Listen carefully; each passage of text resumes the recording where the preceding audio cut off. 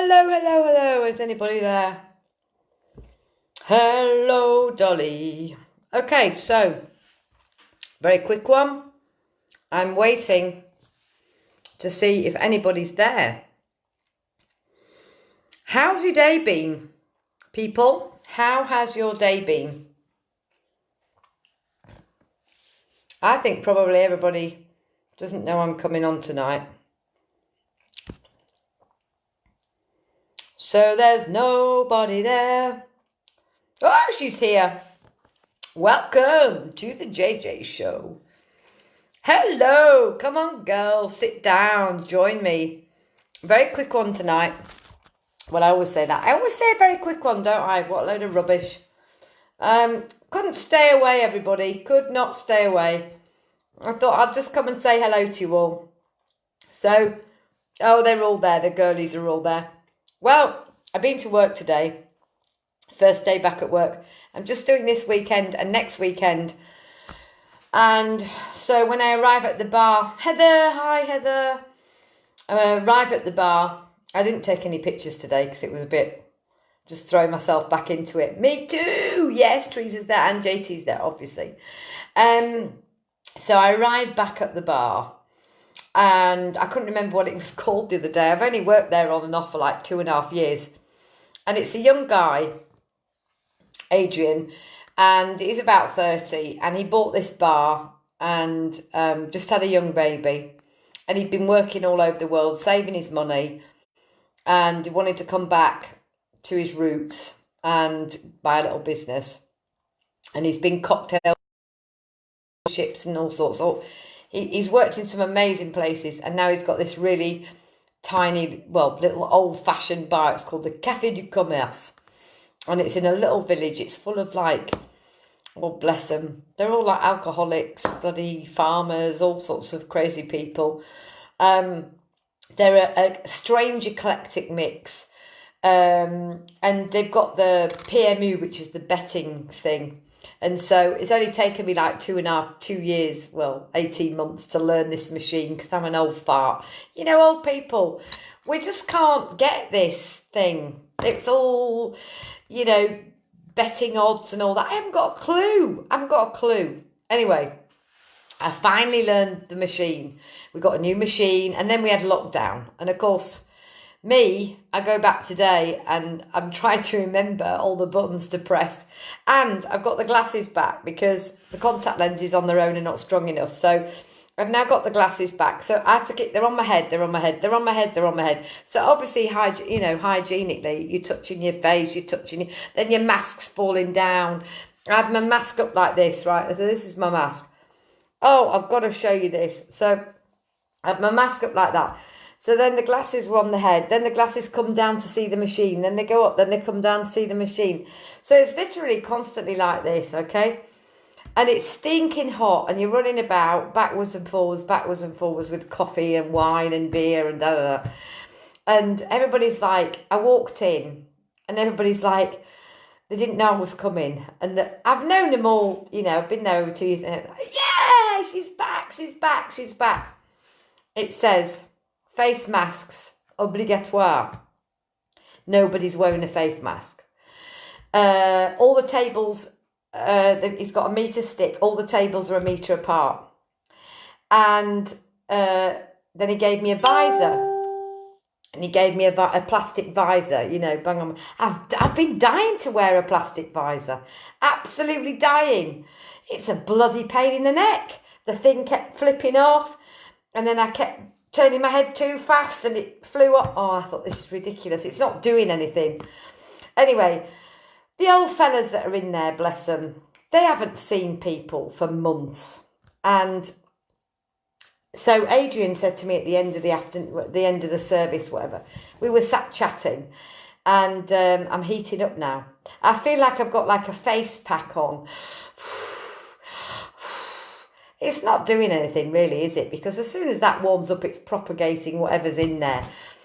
There's an interesting thing about masks, but we'll go on to that in a minute. So I said to him, "What? You don't wear a mask? You're not wearing a mask. Why aren't you wearing your mask?"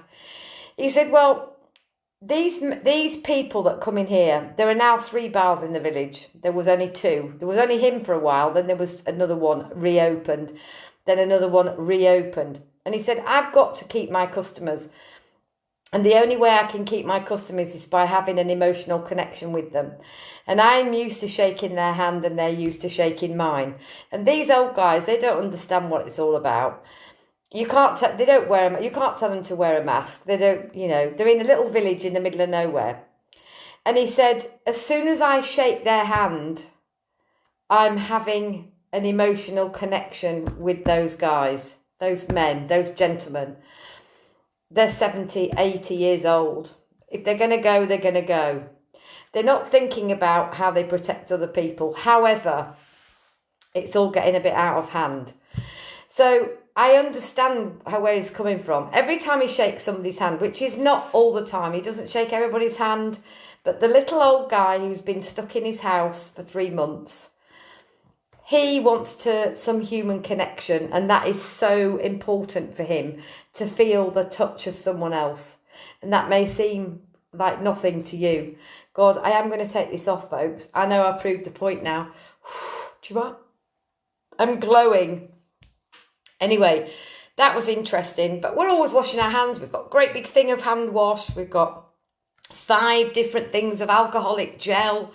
Gel hydroalcoolique, bath, bath. We've got a spray the tables, wipe them after everybody sits down. One guy in 5 hours came in with a mask on. Camembert, we call him. He says, Juju, way, how are you? Bonjour l'anglais, putain. Brexit, even Brexit couldn't get rid of you. Even the coronavirus couldn't get rid of you. You're back. And I was like, yeah, I'm back. No, but interesting. So I said to Adrian, I said, well, okay, what, he said, you wear a mask if you want to wear a mask. I'm not wearing a mask because, and he explained it to me. So we're always washing our hands. We're very careful. We're not going close to people. We're serving people and just putting it on the table and walking away. So then he said to me, but if you want a mask, I've got some. We've been given some masks. Somebody came round with an envelope for all of the businesses and gave one each, right? This is where, do not wet yourselves laughing. Hold on to your chair, okay? Hold on to your chair. This is the mask that they were given. Can you see through it? Can you see through it? Can you see through it? Can you see through it? It's tissue paper.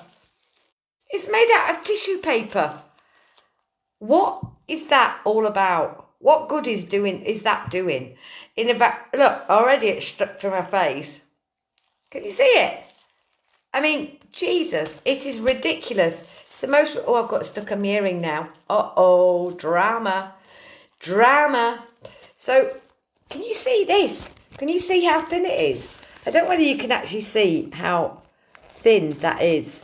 Look, you can see me through it. Not the hole, but you can actually see me through it. And this is what they were giving out. And I'm like, what the... Whose idea? That costs... Well, what is it? What is it? It's a bit of toilet paper. In fact, ladies and gentlemen, the toilet paper I have at home is 4-ply.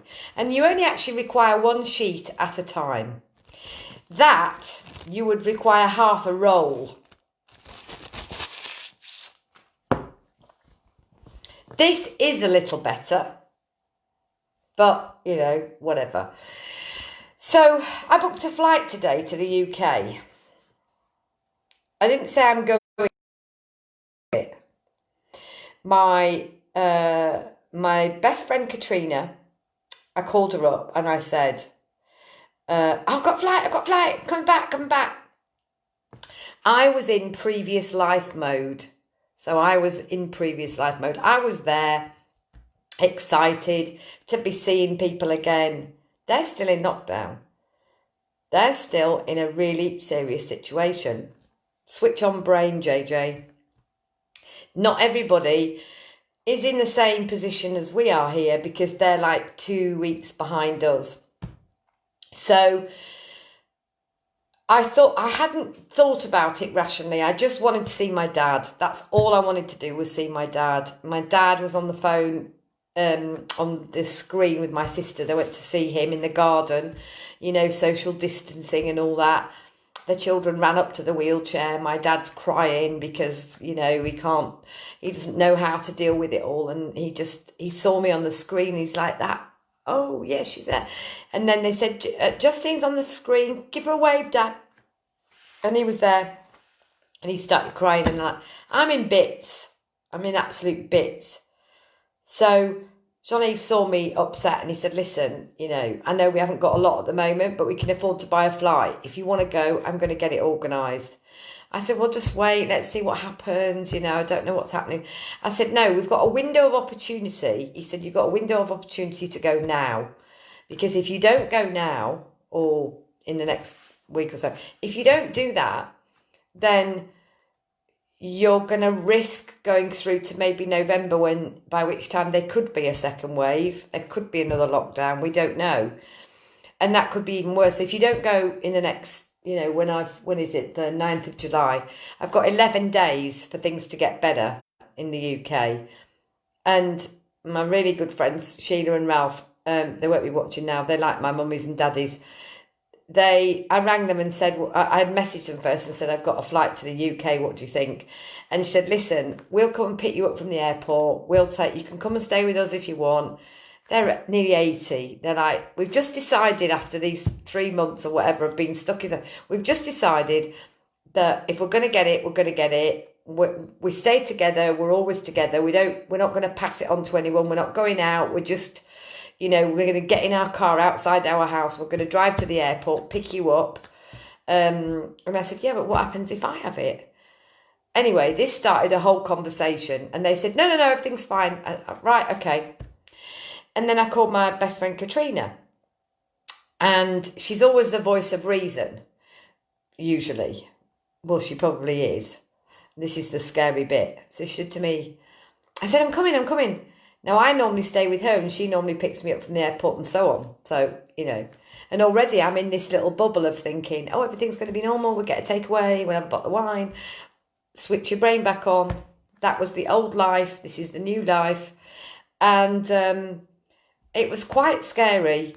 And she said to me, you do realise when I went down to pick up Jamil, her son, from Liverpool, we were allowed to do that because we were in a family bubble. So mother and son, she went and picked him up, brought him back to house and then took him back. And so it's very interesting, isn't it, how we've got these two versions of real life. The real life when we're here and we're just chatting about it and we're kind of slipping back into the default mode of how we were before. And then the new way of operating, which is suspicion, anxiety, stress, worry, and all of those things. So do you see my point? Before, we were in this sort of utopian life, really, but we didn't even really know we were in this utopian life. Who have we got with us? Kim's just popped up. Kim's on, Richie's on, Teresa's on, Lizzie's on, Jacqueline's on. We've got them all on tonight. We've got them all come on down. Yeah, so we were in this kind of false utopia of thinking the world's great. We go out Saturday night, we have a few beers, we get a curry, that's our routine. We go to work, we get up. And now... everything has changed. And she said to me, you've got to be crazy. You have got to be crazy. You're going to go and get on a plane and you're going to go over and see your dad and you're going to drive over there and then you're going to stand in the garden for an hour or an hour and maybe if you're lucky, if you can get an hour, and if it's raining, you won't see him. And you're going to do that every day for a week and then you're going to fly back. And you don't know who's been on the plane. You don't know who you're sitting with, all the rest of it. So then that threw me into a tailspin and I'm thinking, well, okay, I don't have to go. I bought the plane ticket. I don't have to go. This is just me, He said, you're coming from a safe country like France where we haven't got any cases in this region. No. Hello, Mandy. Welcome. We haven't got any cases in this region.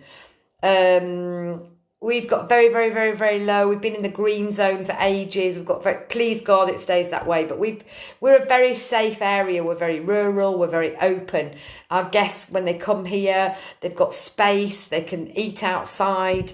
You know, there's room to have a table each. You've got 5,000 square meters with, you know, pool. And so all of that is open space. There's no confinement at all. You know, you can go and walk around the Chateau Gardens. There's no confinement. You don't have to be near people. But she got me thinking and she made me stressed. And I wasn't stressed until I spoke to her. I was happy. I was like, well, I'm going to see my dad, you know. And I said, if I'm going to see my dad one more time, I might lose my dad before the end of this virus. So if I don't go now, will I regret that forever? But if I do go and I bring something back with me, will I regret that even more? So the moral of the story is, it ain't over till the fat lady sings, people. This is still there.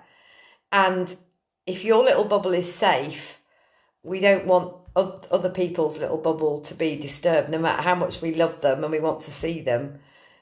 That could all be a bit of a disaster. It could be like putting a pack of Lurpak butter in the microwave.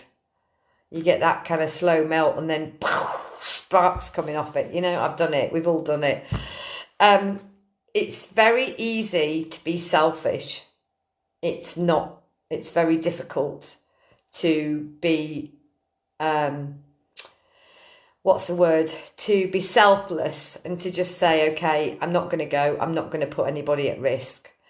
And then you get all these total tossers, excuse my French, spend all weekend on a beach just because it's sunny and leave, 300 tons or whatever of rubbish and plastic and garbage and crap all over the beaches for somebody else to pick up.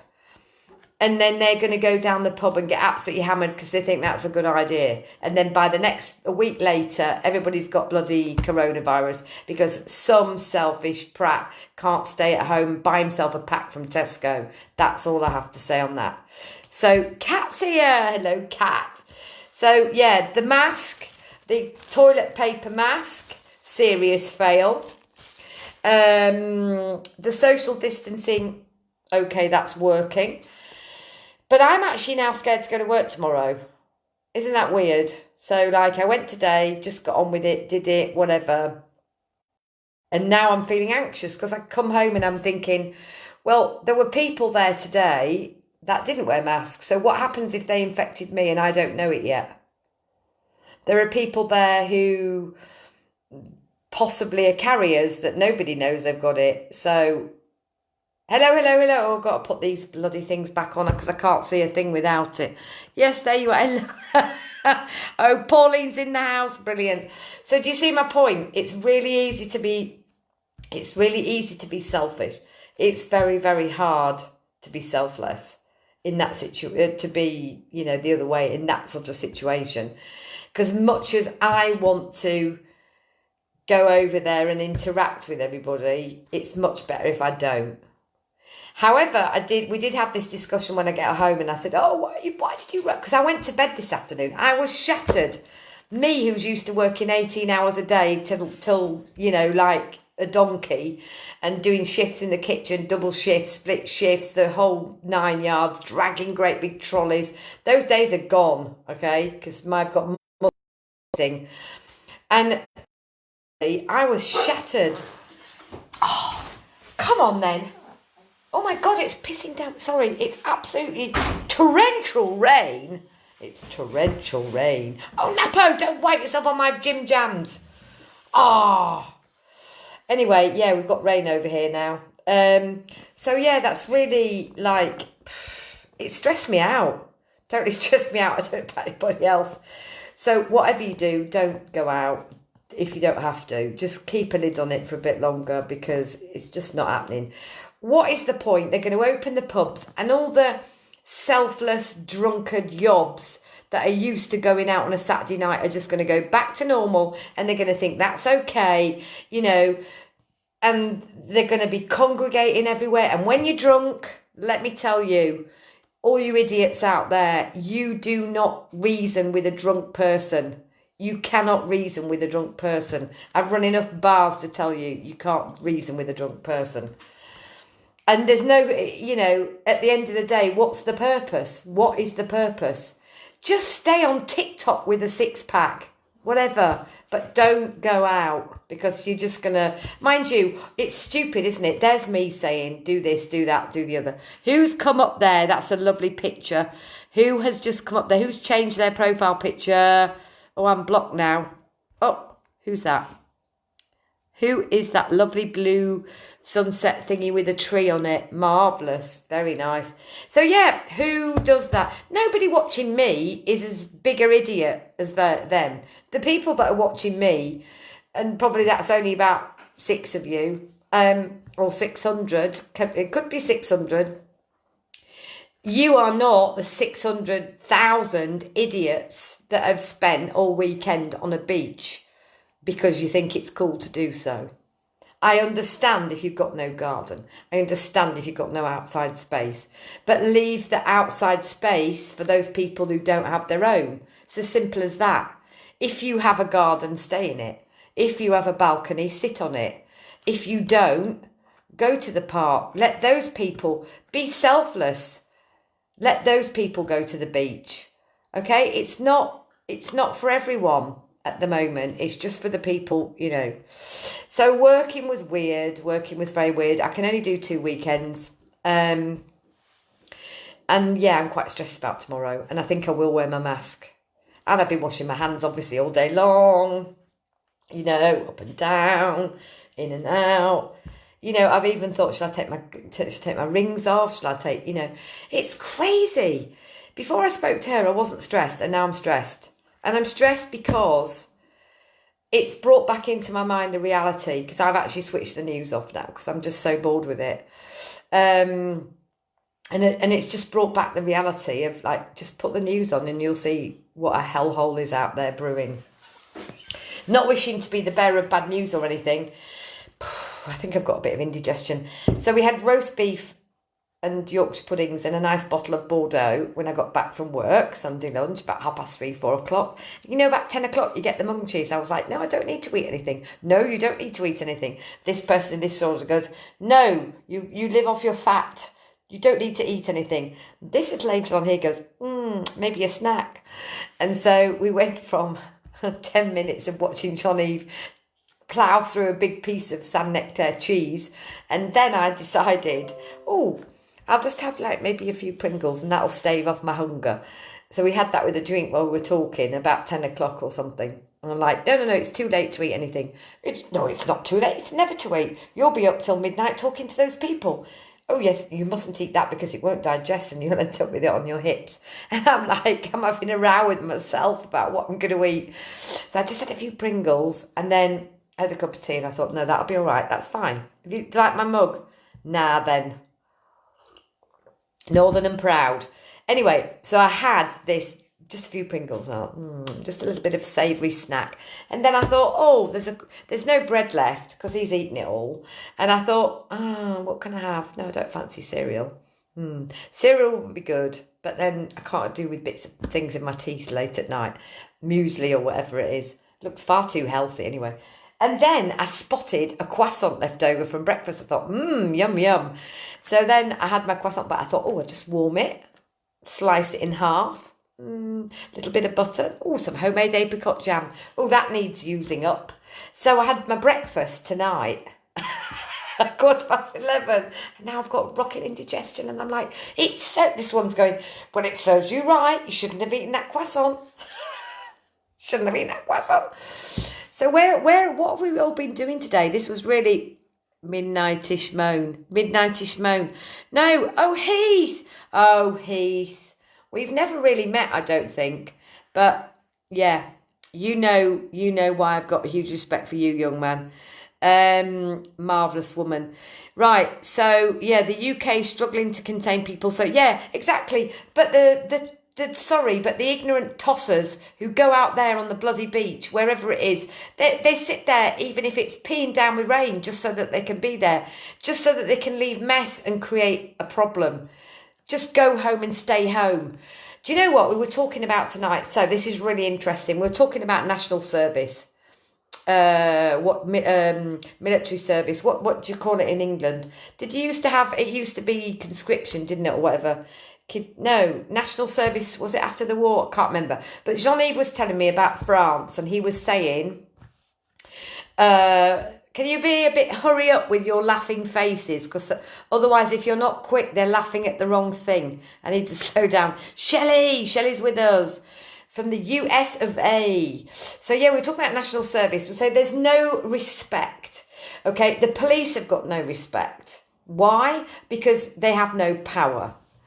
The young people, old people, law-breaking people, whatever you want to call them, the people who don't respect others or the law are no longer frightened of the police. So that's a major problem. You have got a major problem. So what does Jean-Yves say? I'm not gonna take the blame for this, right? But that's better. Hurry up with the laughing faces. So I'm not going to take the blame for this. So don't shoot me down in flames. But I have to say I agree. But you're probably all going to go absolutely mental. He said, you know what the British need? I'm doing a shit French accent here, but it's just to show you that it's not me talking. You know what the British need? The British, they need De Gaulle or Thatcher. Madame Thatcher. They need a dictator because they're out of control.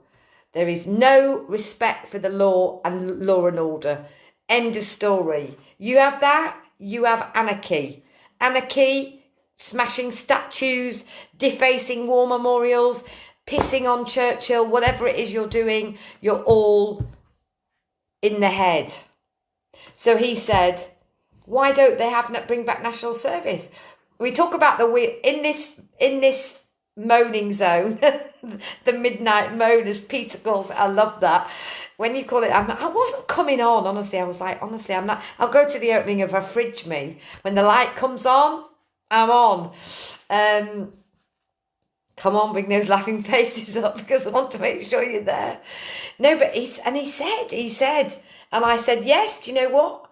I'm coming to the stage now where I 100% agree with you. We talk about the turning wheel. We talk about how, look at your life, analyse your life, where you've come from, where you've been, and you will see that there are elements of repetition through our lives. And there are elements on a wider scale for society of what is happening today. So therefore, let's take this back to its bare bones. How many times do we try to reinvent the wheel? In the 1970s, we introduced the supermarket. The supermarket. Oh, these women. They're like used to going to the fishmonger and the butcher and the fruit and veg man. And they go with their bag and they say hello and they chat. And, they, sometimes they take a little gift. And they at Christmas time, they'll have a little sherry. And they're local traders. And then they bring in this thing called a supermarket. Ooh, you take a trolley, this huge big metal thing, and you wheel it down the thing, and you can just pick up your own food, whatever you want, and put it in the trolley, right? That was a revelation. And then what happens? Give them an inch, they take a mile. A supermarket of, 1,000 square feet became a supermarket, which became a hypermarket, which became the size of 6 football fields, and then they sell everything that all the little people put together sell. They can even, oh God, the flow's gone. Menopausal brain fog, people. Men, close your ears.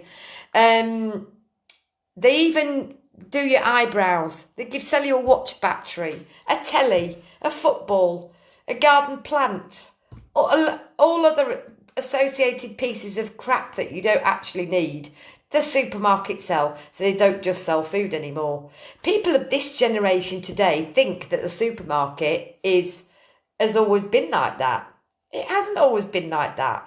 It's been like that since conglomerates took over the whole thing. They sell you car insurance. They've even got a bank. They sell you fags, a ride on a little carousel thing. They sell you can press your underwear while you're in there. You can go and have a coffee, 3-course meal.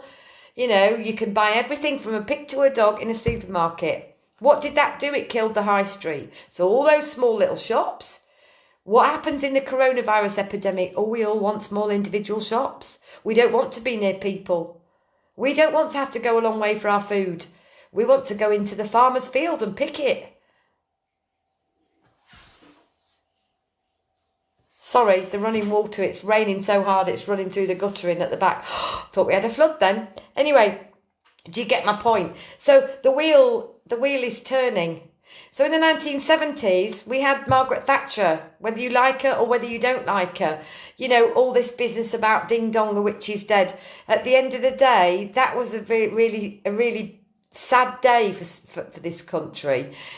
Don't shoot me down well, you can. Okay, I said it. If you want to get mad at me, get mad at me.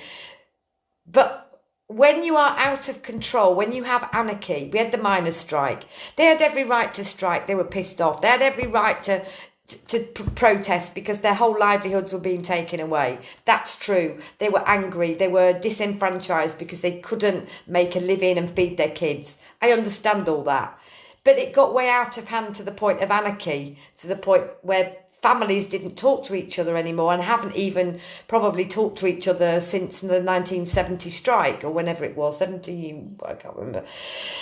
But do you see my point? So anarchists took over. We had rioting, the poll tax riots, the disenfranchisement. Everybody was fed up. Everybody was angry. So what do they do instead of sorting out the problem like adults and sitting down and talking about it? They smash the place up. You got tear gas and bombs. They smash.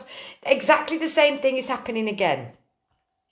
How many times, people, in this broadcast have we talked about, history repeats itself? It repeats itself. If you do not learn the lesson that you were supposed to be taught the first time, it'll just keep coming back again and again until you learn that lesson. Please let me know if you are in agreement or any comments you may have. I was laughing at your paper mask. Was that a mug from Cannon Hall Farm, Cawthorne, by any chance? Well, it could have been because my lovely friend Sheila bought it from, and she lives in Castleford. But it is absolutely super duper. And without wanting to spill the actual tea on my head, it's Yorkie wear, the original Yorkie wear. I've got one that says, I think you can take Yorkshire out of the girl or something. But anyway, oh my God. Lockdown hair, by the way, please tune in as of Friday night, because it is Friday the 4th of July. First of all, we have to celebrate with all our American friends watching. And secondly, I am having my hair cut. So the Lion King, which for those of you who haven't seen me for a while, this is, I look like Simba, don't I? Well, Simba's mother or whatever. So honest to God, it will not stop growing. It's like Barbie. You press that little button in the back and then, your hair comes out the top. So history is repeating itself. So Johnny said, we need a dictator. We need de Gaulle. When the French people, full here of French people striking. They're always striking about something. Honest to God, Margaret Thatcher broke the unions, rightly or wrongly. Gotta shoot, mon ami. We'll keep checking your page. I love the food pics. Take care. Richie! Bye. Get to bed. Therefore, history repeats itself. So Jean-Yves says to me, right, he says, bring back national service. He said, when I did national service, you would be in there and you'd make your bed. If your bed wasn't made properly, make it again. If your boots weren't shiny, shine them again. Shine them again till you can see your face in it. It wasn't about abusing people. It was about teaching them respect, rules, regulations, what you do, what you don't do, what you should do, what you shouldn't do. Okay? There was a severe lack of male parents after the Second World War. So it sort of stands to reason that the national service, the army, the whatever you call it in whatever country you're in, they would, I guess, bring in the discipline into the family and turn those boys into men.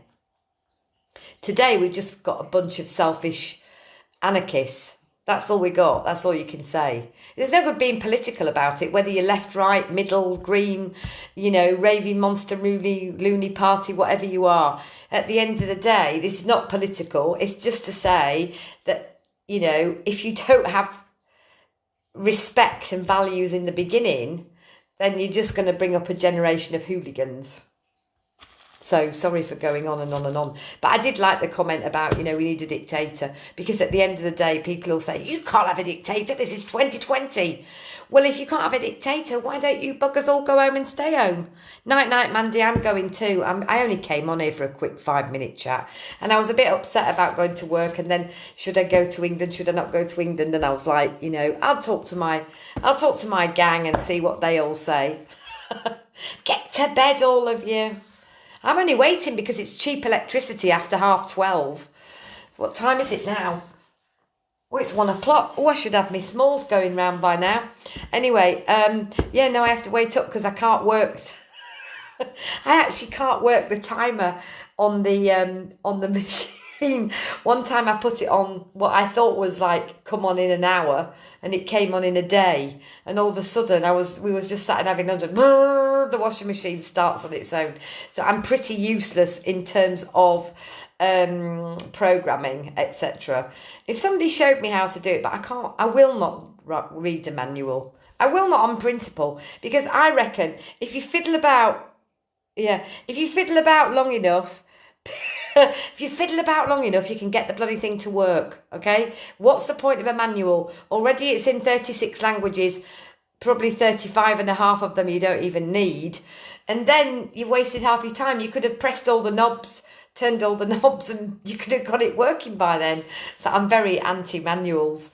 That's why I don't probably know how to use half the things on my machine, because basically what happens is I just only get that on-off bit. Cat, be safe at work. Yeah, it's very difficult. And I agree, and I do agree with you, but it's when you're there in that environment, okay, you're washing your hands, you're using the gel, you're not going near people. I hate reading instructions too. Yeah, you're just like me. When you're doing that, in that situation, and and you walk in there and you go in there, and I started off with the big plastic visor, I was like, I can't do it now. But then this toilet paper mask arrived, and I was like, I was laughing so hard. I can actually see, it's like tracing paper. I can actually see myself through it. That's how ridiculous it is. So I just fancy, I don't know what I want to do with this, but I want to expose this. I mean, it's not even like, when you go to a tanning salon and you get the thing these string pants, which for those of you with a size 14 or above figure, you're absolutely screwed, because you can't even get the thing around your hips. Women were not made to be stick insects, people. Women were made to be curvaceous and beautiful, and nobody ever said Marilyn Monroe had a big backside, did they? But look at those, they're like string pants. So there we go. That's all I can say about that. So National Service, bring it back. Let's have a jolly old dictator. Come and sort the whole lot out. People who are law-abiding citizens have nothing to fear. Just like the identity card. They said, oh, you can go out. You can go out, but you need to take your identity card with you, and you need to fill in this form. Okay, we all did it. We did it because for the greater good, didn't we? That's what we did. We did it for the greater good. But all those people who have just, robbing cars and addicts and been arrested 64,000 times and never got charged for a shoplifting offence, they're the people that don't want an identity card. And all these people that say, oh, Big Brother's watching you. Big Brother's already watching you. Big Brother's online with us now. He's in our group. He's watching everything. So, you either lâche-le, as we say in French. Let it go. It's going to be what it's going to be, isn't it? At the end of the day, you watch all these films and you go, wow. Wait, now, hang on, very quickly. I can't do quick, very quickly. Chris, the other night we looked on Netflix. There is such a load of shite, on television, Netflix, Canal Plus. We pay relatively a lot of money, and I get cross because we only get it for the F1 motor racing and the sport, and there isn't any on, and he's still paying €45 a month for some absolute SH1T. I mean, the other night, right, for the romantic birthday dinner, I put on a film and I said, oh, this looks good. It's about Scotland and a stag hunting expedition or something. I thought, oh, that could be quite good. Oh my God, it was so traumatic. We turned it off halfway through. After the two guys had gone shooting, and one had put his gun up to shoot a stag, and you saw the stag, and what you saw was a woman drop down. He'd shot a woman. There was no stag. Oh my God. And then they had to find the bullet, which was in their head. Oh, don't even go there. It's called Caliber. If anybody's brave enough to watch it, honest to God. So that was that. So we couldn't find anything decent to watch. There was just nothing decent to watch on television. I would much prefer to watch 16 episodes of Hyacinth Bouquet than sit and watch some utter garbage bilgewater stuff that's on there. Really and truly. Give me the Vicar of Dibley any day. I mean, exactly hard, is it? I've even forgotten what I was saying about television. We watched that, and I haven't watched any telly for ages. We watched a documentary on Netflix about, oh God, what was that about? Johnny watched the F1 thing. Oh God, I go out of the room. He puts it on and he's even laughing at himself when he's watching telly as well, and that's really annoying. Who laughs at themselves? That's why we watch you. Because there's nothing decent on telly. Oh, I know what I was going to say. The other day, I was uploading videos for YouTube, right?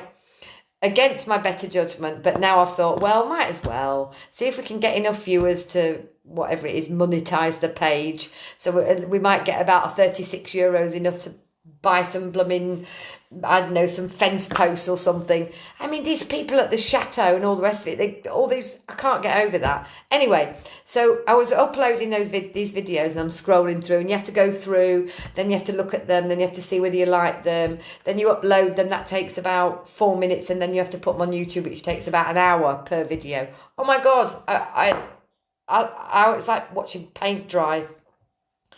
Anyway, I thought I'll pick the funniest ones, or the ones that are at least interesting, half interesting. So I sort of looking through them all and thinking, oh no, I don't like that. I look a bit rough in that one.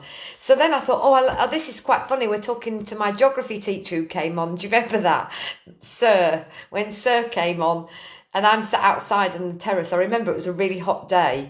I think it was in May time. And Sir came on, and then I was saying, oh, Sir, you were a great geography teacher. And we were talking about that, which I liked because it was a good subject. How you learnt respect from your teachers and so on, and how you learnt to, learn lots of life skills from people like that. And I put this video on and I put it on my computer, not on my phone, because obviously your phone's like horizontal, isn't it? And then you've got your screen, you're on the big screen. And I looked and I went, holy Jesus, look at the size of your stomach. Not only that, you clearly aren't wearing a bra, and you look like reborn. And I was like, you cannot possibly repost that, delete it immediately. And I thought, I'll try and crop it. Honestly, I am not that big in real life. They do say that the television puts like £10 on you. I'm in my gym jams now, so I'm not going to stand up and give you a whirl. But it was, honestly, I was like, oh my God, look at the state of you. How can you go out? My mother, honestly, I'm surprised my mother hasn't come on and said, stay away from the chocolate, or some other comment that she made the other day. And I looked at myself, and as I'm moving, I'm talking like this. I'm sat in the chair and I'm moving and I'm going, yeah, and I'm giving it large. And I pushed my chair back like that, and I could see. I went, my God, you look like the side of a house. You look like, as we say in Yorkshire, brick-built shithouse, excuse my French. That's exactly... And I said, you can't possibly... Who's that? Oh, it's... I thought it was about 10 kilos. Oh, well, that's even better, because £10 is half that. So I honestly, and I said, I am certainly not that fat. Honestly, not that there's anything wrong with being fat. I'm not fattest. I'm not ageist. I'm not homophobic. I'm not lesbiophobic, whatever you call it. But it's just to say, you can't say anything now without offending someone, can you? And I just said, you cannot possibly be that fat. I mean, as I put an apron on the other day and I'm doing a cooking video and my arse was about 5 minutes behind me getting to the fridge. And I was like, you can't possibly be that size. It's not possible. It's just not possible. Get a grip of yourself. I only had one Mars bar in the last week. I mean, that's not exactly going to make, I looked an absolute bee, as my mother would say. And I know she hasn't seen that video. I know it. Because if she'd have seen it, she'd have said, do you realise you were sashaying across that kitchen and your bottom was actually following you quite a while after and the apron didn't go all the way around?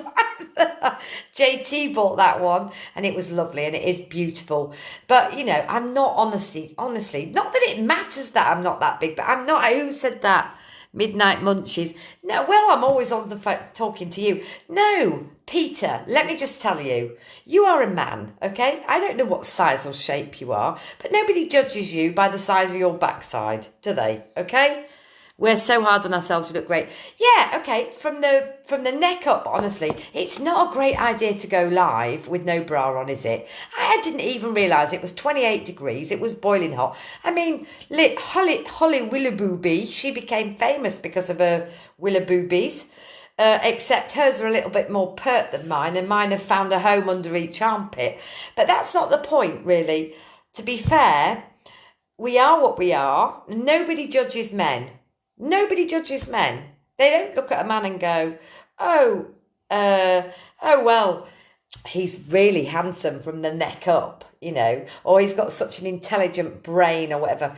Peter, I defy you. You go and order yourself the menopause off the internet and you see what it does to you. I used to be very thin. Not that there's anything wrong with that, people. But I used to be, and it doesn't change what's in here. It doesn't change what's in here. It does kind of change what fits into other things, agreed. And, it is quite annoying when you sit next to someone who's that big on a plane because you wish they'd bought 2 seats. But that's another stuff. That's a whole new conversation. But it is interesting. We don't judge a man. We don't judge a man when he gets a double chin, do we?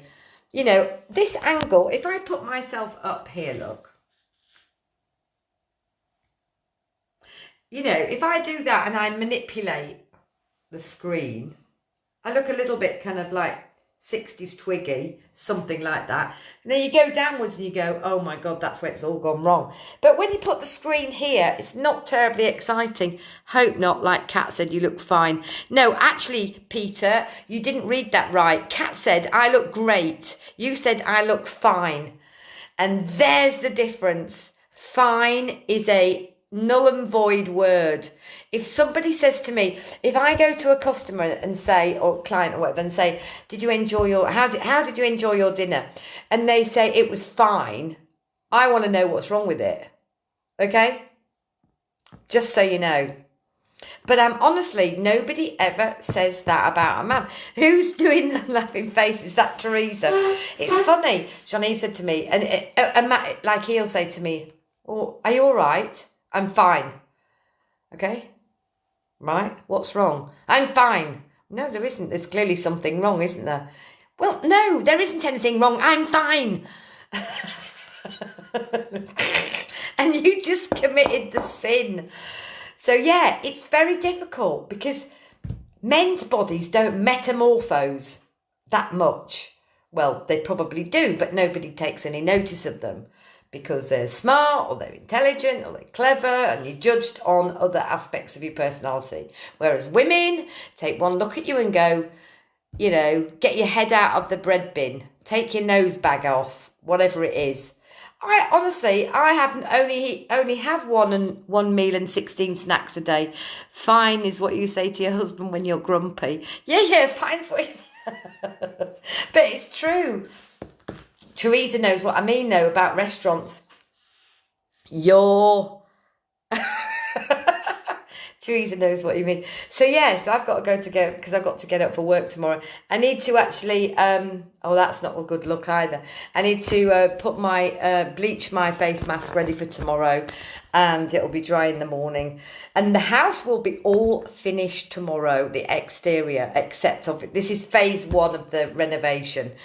The second phase, which is next week, is the tiling of the terrace and the new blind going on.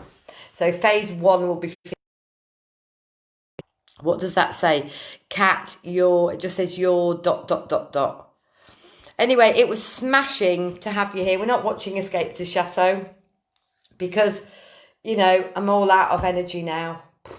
I've shot my bolt. Yeah, Jo Brand. Sorry, just to go back to the person I was thinking of. Do you remember Jo Brand?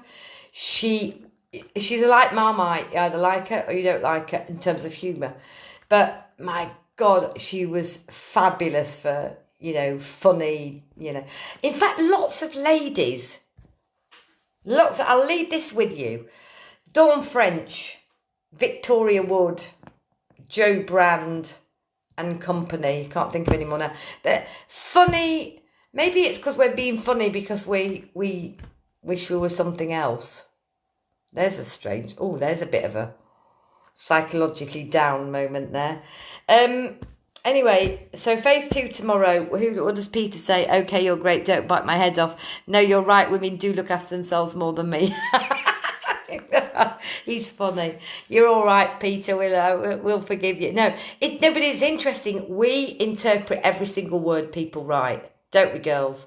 So fine, or, you know, we want the superlatives, don't we? Whereas men, we don't talk the same language. As what's his name quite rightly said, men are from Mars, women are from Venus. And I'm having a Venus moment right now. Anyway, hope you all had a great Sunday. And it doesn't change much for Monday for those of you who are not going to work. So, you know, at one time we would have all said, oh my God, it's Monday tomorrow. And now it's like, oh, it's Groundhog Day. It's just Groundhog Day. But I will be at work just for 4 hours. It's amazing what people will do for 40 euros. Men. This is not a men bashing channel. This is the JJ show, which sometimes veers off into crazy and unspecified and uncharted waters. So, God, it's warm. And my dog's outside. I don't know what Napo's doing. Do you want to come and say hello? Naps? Oh, no, he's not. He's asleep under my feet because it's raining. Sorry, sweetie. Oh, I just stood on his head. Oh, Napo, everyone wants to say hello. No, he says he's fine. He says he's absolutely fine. Love you all, people. We'll join you again soon. I have got 2 days off. Johnny's going away to Arcachon to sort out his some bits and pieces. So he's going away for 2 nights. 2 nights. We can have a party. I can go in the lounge and sprawl all over the comfortable lounge furniture, instead of sitting on this hard old kitchen chair with the gale blowing through the back door. Anyway, hope you're all right. See you later. What's tomorrow, Monday? It'll probably be Tuesday night, unless I can't resist.